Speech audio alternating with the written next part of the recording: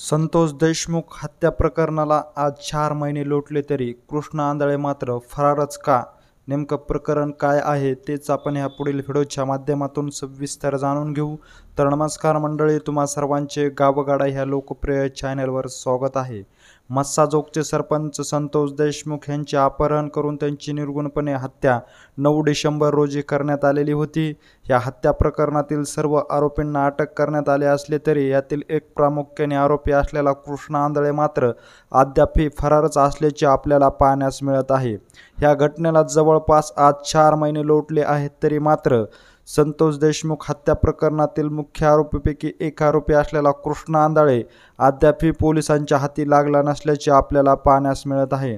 या हत्या प्रकरणातील प्रमुख आरोपीपैकी एक आरोपी म्हणून कृष्णा आंधळेचं नाव देखील समोर येत आहे.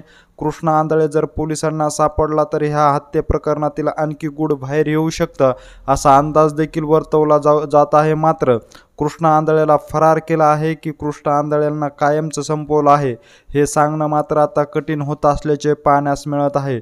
कारण पोलिसांना गेल्या 4 महिन्यापासून कृष्णा आंधळे हा गुंगारा देत असल्याचे आपल्याला पाहण्यास मिळत आहे. कृष्णा आंधळे जर ह्या हत्या प्रकरणामध्ये सापडला तर त्याच्या मोबाईलमधून अनेक गोष्टी समोर येऊ शकतात असं देखील वर्तवलं जात आहे. या हत्या प्रकरणातील आकाचा आका देखील ह्या हत्या प्रकरणामध्ये अडकू शकतो असं देखील बोललं जात आहे.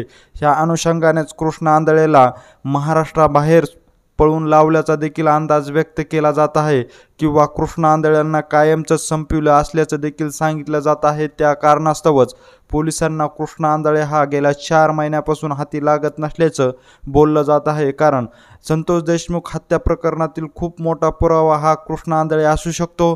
त्यामुळेच कृष्णा आंधळे हा पोलिसांच्या हाती लागत नसल्याचे आता सांगण्यात येत आहे. 4 महिन्यापासून पोलिसांना कृष्णा आंधळे का सापडत नाही? कृष्णा आंधळे जिवंत आहे की कृष्णा आंधळे कायमचा संपलेला आहे हे गुपित आणखीही का उघड येत नाही हे देखील तितकंच महत्त्वाचं आहे. कारण संतोष देशमुख हत्या प्रकरणातील इतर आरोपीपैकी हा आरोपीचा पुरावा देखील खूप मोठा असणार आहे. कारण सर्व आरोपीसह आकाला देखील फासावर लटकण्याचं काम कृष्णा आंधळे जर सापडला तर त्याच्या मोबाईलमधून आणखी गोष्टी समोर येऊ शकतात असा अंदाज देखील व्यक्त केला जात आहे. त्यामुळेच कृष्णा आंधळे हा पोलिसांच्या हाती लागत नसल्याचं देखील सांगितलं जात आहे. ह्याविषयी नेमकं तुम्हाला काय वाटतं हे आम्हाला आमच्या कमेंट बॉक्समध्ये नक्की कळवा.